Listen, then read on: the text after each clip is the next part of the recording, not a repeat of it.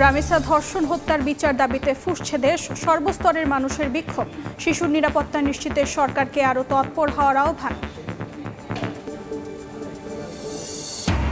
বর্তমানে দেশ স্থিতিশীল হওয়ায় সেনা সদস্যরা মাঠ থেকে ব্যারাকে ফিরছেন, জানালেন সেনাপ্রধান। কুমিল্লা ক্যান্টনমেন্টে ফায়ারিং প্রতিযোগিতার সমাপনী অনুষ্ঠিত। বিপুল অস্ত্র গোলাবারুদ জমা দিয়ে সুন্দরবনের ত্রাস ছোট সুমন বাহিনীর আত্মসমর্পণ। সক্রিয় আরও ৮টি বনদস্যু দল, আইনশৃঙ্খলা বাহিনীর সাঁড়াশি অভিযান। এবং জমজমাট কোরবানির পশুর হাট, চাহিদার শীর্ষে ছোট ও মাঝারি আকারের গরু। চোরাই পথে প্রবেশ ঠেকাতে সীমান্তে কঠোর নজরদারি।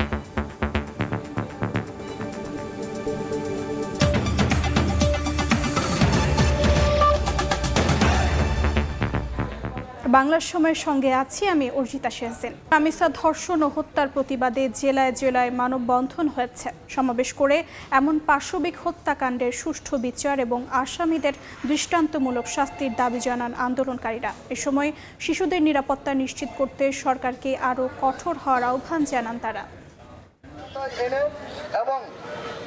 রাজধানীর পল্লবীতে শিশু রামিসাকে ধর্ষণের পর গলা কেটে হত্যার ঘটনায় স্তব্ধ পুরো জাতি। নির্মম এ হত্যার বিচারের দাবিতে দেশের বিভিন্ন স্থানে মানববন্ধন হয়েছে। দুপুরে শেরপুরের খড়মপুর মোড়ে মানববন্ধনে অংশ নেয় রামিসার আত্মীয় স্বজন সহ এলাকাবাসী। পরে প্রতিবাদ সমাবেশ করে হত্যাকাণ্ডে জড়িতদের সর্বোচ্চ শাস্তি দাবি করেন তারা। আসামি যেহেতু স্বীকার বলছে ওনাকে হত্যা করছে, আমি মনে করি ওনার ফাঁসিটা বিচারটা অল্প টাইমে করে ফেলা। হত্যাকারীর আইএমএ যুগের যে শাস্তির বিধানটা ছিল ওমরের আমলের, সেই বিধানটা আমরা কার্যকর চাচ্ছি। বাংলাদেশের যে কোনো জায়গায় এই ধরনের কোনো হত্যাকাণ্ডের শিকার যেন না হয় কোনো নারী। নোয়াখালীতে জেলা প্রশাসক কার্যালয়ের সামনে মানববন্ধন করেন বিভিন্ন শ্রেণী পেশার মানুষ। এ সময় বক্তারা বলেন, দেশে নারী ও শিশু নির্যাতনের ঘটনা উদ্বেগজনকভাবে বাড়ছে। শিশুদের নিরাপত্তা নিশ্চিত করতে সরকার ও আইন শৃঙ্খলা বাহিনীকে আরও কঠোর হওয়ার আহ্বান জানান তারা।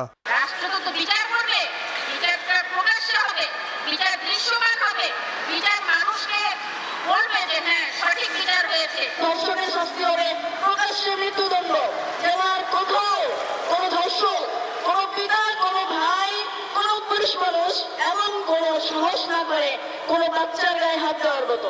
একই দিনে দুপুরে যশোর প্রেস ক্লাবের সামনে মানববন্ধনে শিশু নির্যাতন ও ধর্ষণ প্রতিরোধে পুলিশ ও প্রশাসনকে আরও দায়িত্বশীল হওয়ার দাবি জানানো হয়। নাজমুল হাসান পুলক, সময় সংবাদ। দেশ স্থিতিশীল, তাই দায়িত্ব পালন শেষে সেনা সদস্যরা ব্যারাকে ফিরছে বলে জানিয়েছেন সেনাপ্রধান জেনারেল ওয়াকারুজ্জামান। সকালে কুমিল্লা সেনানিবাসে অনুষ্ঠিত সেনাবাহিনীর ফায়ারিং প্রতিযোগিতায় সমাপনী ও পুরস্কার বিতরণী অনুষ্ঠানে কথা বলেন তিনি। 18 মাস মাঠে দায়িত্ব পালন করেও সেনা সদস্যরা ফায়ারিং প্রতিযোগিতায় দক্ষতা দেখিয়েছে বলেও জানান সেনাপ্রধান। বাহার রায়হানের পাঠানো তথ্য ও ছবি নিয়ে রিপোর্ট। 16 মে কুমিল্লা সেনানিবাসে শুরু হয় সেনাবাহিনীর বার্ষিক ফায়ারিং প্রতিযোগিতা। বৃহস্পতিবার অনুষ্ঠিত হয় সমাপনী ও পুরস্কার বিতরণী। এতে প্রধান অতিথি ছিলেন সেনাপ্রধান জেনারেল ওয়াকারুজ্জামান। এ সময় তিনি বলেন, দেশ স্থিতিশীল, তাই দায়িত্ব পালন শেষে সেনা সদস্যরা ব্যারাকে ফিরছে। অনেক সৈনিক আমরা বিদ্রোহ করেছি, বাট এখনো সম্পূর্ণ বিদ্রোহ হয়নি। ইনশাআল্লাহ আমরা আশা করছি যে কিছু সময়ের মধ্যে আমরা সবাই ব্যারাকে ফেরত আসতে পারবে। গত 18 মাস মাঠে দায়িত্ব পালন করেও সেনা সদস্যরা ফায়ারিং প্রতিযোগিতায় দক্ষতা দেখিয়েছে বলেও জানান সেনাপ্রধান। আমি অত্যন্ত আশান্বিত যে এতদিন ফিল্ডে থাকার পরেও আমাদের ফায়ারিং সক্ষমতা কমেনি। প্রতিযোগিতায় 17টি দল অংশগ্রহণ করে। এতে 17 পদাতিক ডিভিশন চ্যাম্পিয়ন ও প্যারাকমান্ডো ব্রিগেড রানার আপ হয়। পরে সেনাপ্রধান বিজয়ীদের মাঝে পুরস্কার বিতরণ করেন। সময় সংবাদ, কুমিল্লা। লাল সবুজের পতাকার প্রতি আনুগত্য, দেশ রক্ষার দৃঢ় অঙ্গীকার আর সমুদ্র সীমার নিরাপত্তা নিশ্চিতের শপথ নিয়ে নৌবাহিনীতে যোগ দিলেন 441 জন নবীন নাবিক। পটুয়াখালীর বনজা শেরে বাংলা নৌঘাটিতে আয়োজিত শিক্ষা সমাপনী কুচকাওয়াজে স্বাধীনতা ও সার্বভৌমত্ব রক্ষার শপথ নেন নাবিকরা। এদিকে যশোরে অনুষ্ঠিত হল গ্রীষ্মকালীন রাষ্ট্রপতি কুচকাওয়াজ। লাল সবুজের পতাকা হাতে নিয়ে দেশমাতৃকার জন্য জীবন উৎসর্গের শপথ। শৃঙ্খলা, দেশপ্রেম আর গৌরবের আবহে বাংলাদেশ নৌবাহিনীর 2026 ব্যাচের নবীন নাবিকদের শিক্ষা সমাপনী কুচকাওয়াজ যেন হয়ে ওঠে এক অনন্য আবেগঘন আয়োজন। বৃহস্পতিবার সকালে পটুয়াখালীর বনৌজা শেরি বাংলা নৌঘাটির প্যারেড গ্রাউন্ড মুখর হয়ে ওঠে নবীন নাবিকদের দৃপ্ত পদচারণায়। প্রধান অতিথি হিসেবে উপস্থিত থেকে প্যারেড পরিদর্শন ও সশস্ত্র সালাম গ্রহণ করেন নৌবাহিনীর প্রধান অ্যাডমিরাল এম নাজমুল হাসান। তোমাদের অর্জিত শিক্ষাকে কাজে লাগিয়ে তোমরা সবাই বাংলাদেশ নৌবাহিনীর গর্বিত নাবিক হিসেবে দেশ সেবায় নিজেদেরকে নিবেদিত করবে আজীবন। যশোরে বীরশ্রেষ্ঠ মতিউর রহমান বিমান ঘাঁটির একাডেমিক প্যারেড গ্রাউন্ডে গ্রীষ্মকালীন রাষ্ট্রপতি কুচকাওয়াজ অনুষ্ঠিত হয়েছে। প্রধান অতিথি হিসেবে উপস্থিত থেকে কুচকাওয়াজ পরিদর্শন ও সালাম গ্রহণ করেন বিমান বাহিনীর প্রধান air chief marshal Hasan Mahmud Khan. মনে রাখবে, তোমাদের দায়িত্ব কেবল আকাশ রক্ষা করা নয়, বরং জনগণের বিশ্বাস রক্ষা করা। তোমাদের চাল চলনে সে দৃঢ়তা, সংযম এবং মর্যাদা থাকতে হবে। এই কুচকাওয়াজের মাধ্যমে 5 নারী অফিসার ক্যাডেট সহ মোট 41 জন অফিসার ক্যাডেট কমিশন লাভ করেন। তারিফ রহমান, সময় সংবাদ। সুন্দরবনের গভীর অরণ্যের অন্ধকার জগৎ ছেড়ে আবারও আলোর পথে ফিরে এসেছে কুখ্যাত বনদস্যু ছোট সুমন বাহিনী। বিপুল পরিমাণ অস্ত্র ও গোলা বারুদ প্রশাসনের হাতে জমা দিয়ে আত্মসমর্পণ করেন এই বাহিনীর প্রধান সুমন সহ 7 সদস্য। 2018 সালে তৎকালীন সরকারের উদ্যোগে সুন্দরবনকে দস্যুমুক্ত ঘোষণার প্রক্রিয়ায় ছোট সুমন একবার অস্ত্র ও গোলাবারুদ জমা দিয়ে আত্মসমর্পণ করেছিলেন। কিন্তু 2024 সালের 5 আগস্টের পর দেশের আইন শৃঙ্খলা পরিস্থিতির সাময়িক অস্থিরতার সুযোগ নিয়ে সে আবারও সুন্দরবনের গহীনে নতুন করে দস্যুবৃত্তি শুরু করে। সুন্দরবনে বর্তমানে 8 থেকে 9টি সক্রিয় বনদস্যু বাহিনী সাধারণ জেলে বোয়ালি ও মোয়ালদের ওপর ত্রাস সৃষ্টি করে অপহরণ ও মুক্তিপণ আদায় করছে। তবে বর্তমানে সরকারের কঠোর পদক্ষেপে আইন শৃঙ্খলা বাহিনীর সারসী অভিযানের মুখে কোণঠাসা হয়ে আবারও আত্মসমর্পণের পথ বেছে নিতে বাধ্য হয় ছোট সুমন বাহিনী। বৃহস্পতিবার দুপুরে কোস্টগার্ড পশ্চিম জোনে বাহিনীর প্রধান ছোট সুমন সহ 7 জন সদস্য অস্ত্র ও গোলাবারুদ জমা দিয়ে আত্মসমর্পণ করেন। স্বাভাবিক জীবনে আসবেন। আপনাদের স্বাভাবিক জীবনে আসার জন্য যেহেতু আপনারা স্বেচ্ছায় এসেছেন, আশা করি আপনাদেরকে যতটুকু সাহায্য সহযোগিতা প্রয়োজন হবে বিভিন্ন বাহিনীর পক্ষ থেকে হোক বা আপনাদের এলাকার যারা স্থানীয় প্রতিনিধি থাকবেন, আমার ধারণা আপনারা সেই সহযোগিতাগুলো সবসময় পাবেন। 2018 সালের 1 নভেম্বর সুন্দরবনের 32টি বাহিনীর 328 জন জলদস্যু বিপুল পরিমাণ অস্ত্র ও গোলাবারুদ সহ আত্মসমর্পণ করেছিলেন। সময় সংবাদ, মোংলা। বাংলার সময় আরও থাকছে। ইতালি পাঠানোর কথা বলে 8 যুবককে লিবিয়ায় আটকে রেখে নির্যাতন, কয়েক কোটি টাকা হাতিয়ে নেওয়ার অভিযোগ। মাদারীপুরে গ্রেফতার মানব পাচার চক্রের মূল হোতা ইউসুফ কারাগারে। চট্টগ্রামে জলাবদ্ধতা প্রকল্পের কাজ ডিসেম্বরের মধ্যে শেষ করার পরিকল্পনা নিয়েই সিডিএ কাজ করছে জানালেন গৃহায়ন ও গণপূর্ত মন্ত্রী জাকারিয়া তাহের। দুপুরে চট্টগ্রাম উন্নয়ন কর্তৃপক্ষের কর্মকর্তাদের সঙ্গে মতবিনিময় শেষে কথা বলেন তিনি। পতেঙ্গা থেকে জিইসি পর্যন্ত ফ্লাইওভার নির্মাণ কাজও শেষ করতে সিডিএকে নির্দেশনা দিয়েছেন মন্ত্রী। প্রায় 90-95% কাজ হয়ে আছে, কিন্তু পাবলিক 15-20% বেনিফিট পাচ্ছে না। আর 5%, 7% বা 10% কাজ হইলে 100% বেনিফিট পাবে। এই প্রজেক্টগুলির পিছনে হাজার হাজার কোটি টাকা খরচ করা হয়েছে। গত 8-10 বছর ধরে এই প্রজেক্টগুলি টানতেছে। এটা সমাপ্তি দরকার, যেন পাবলিক টোটালি এটা বেনিফিটটা নিতে পারে। মাদারীপুরে গ্রেফতার মানব পাচারের গডফাদার ইউসুফ খান জাহিদকে কারাগারে পাঠিয়েছেন আদালত। ইতালি পাঠানোর কথা বলে 8 যুবককে লিবিয়ায় আটকে রেখে নির্যাতন করে কয়েক কোটি টাকা হাতিয়ে নেওয়ার অভিযোগ তার বিরুদ্ধে। এই ঘটনায় দালাল চক্রের কঠোর শাস্তি নিশ্চিত করতে কাজ করছে রাষ্ট্রপক্ষ। মাদারীপুর সদর উপজেলার রূপরাইয়া গ্রামের বাসিন্দা শামসুন নাহার পরিবারের সচ্ছলতা ফেরাতে ছেলে রাকিব ব্যাপারীকে দালাল চক্রের মাধ্যমে ইতালি পাঠাতে গিয়ে এখন নিঃস্ব। দালালরা হাতিয়ে নিয়েছে প্রায় 40 লাখ টাকা। শেষমেশ বাধ্য হয়ে গত 10 মে মানব পাচার চক্রের মূল হোতা ইউসুফ খান জাহিদ সহ 10 জনের নামে আদালতে মামলা করেন। বিভিন্ন অ্যাকাউন্টে টাকা নিচ্ছে, ওইগুলো আমার কোর্টে জমা দেওয়া আছে। এইভাবে আমার 40 লক্ষ টাকা নিচ্ছে। জাহিদ খানের ভাগ্নে আছে, ওনার মেনাজার, উনি নিচ্ছে, এই দুজনেই টাকা নিচ্ছে। গেছে। গত বছরের 19 নভেম্বর দালাল চক্রের মাধ্যমে ইতালি পাড়ি জমাতে গিয়ে লিবিয়ার বন্দিশালায় আটক 5 জন। মুক্তিপণের কোটি কোটি টাকা হাতিয়ে নিয়েছে মাফিয়ারা। দালালের সাথে আমাদের কন্টাক্ট হয়েছে ভাই 22 লাখ টাকা। ওইখানে নেওয়ার পরে এরা খালি একসের মাইট দিতে আছে আর টাকা চাইতে। আমি চাই জাহিদ খানের সুস্থ বিচার হোক। এই ঘটনায় দালাল চক্রের কঠোর শাস্তি নিশ্চিত করতে কাজ করছে সরকার। সর্বোচ্চ আইনি পদক্ষেপ নেব এবং তার যেভাবে তাকে এই মামলায় তাকে আটক রাখা যায় এবং তার সাজা নিশ্চিত করা যায়, আমরা ইনশাল্লাহ সেই ব্যবস্থা নেব। রাজধানীর মতিঝিলের একটি আবাসিক হোটেল থেকে মাদকদ্রব্য সহ অভিযুক্ত ইউসুফ খান জাহিদকে গ্রেপ্তার করে পুলিশ। বৃহস্পতিবার দুপুরে তাকে তোলা হয় মাদারীপুরের আদালতে। শুনানি শেষে তাকে কারাগারে পাঠানোর নির্দেশ দেন বিচারক। সঞ্জয় কর্মকার, অভিজিৎ, সময় সংবাদ, মাদারীপুর। বাংলার সময়ে আরও থাকছে। খুলনা নগরীতে সড়কের পাশে ময়লার স্তূপ, গড়ে ওঠেনি পরিকল্পিত ডাস্টবিন। দুর্গন্ধে অতিষ্ঠ পথচারীরা, স্থায়ী সমাধানের আশ্বাস সিটি কর্পোরেশনের।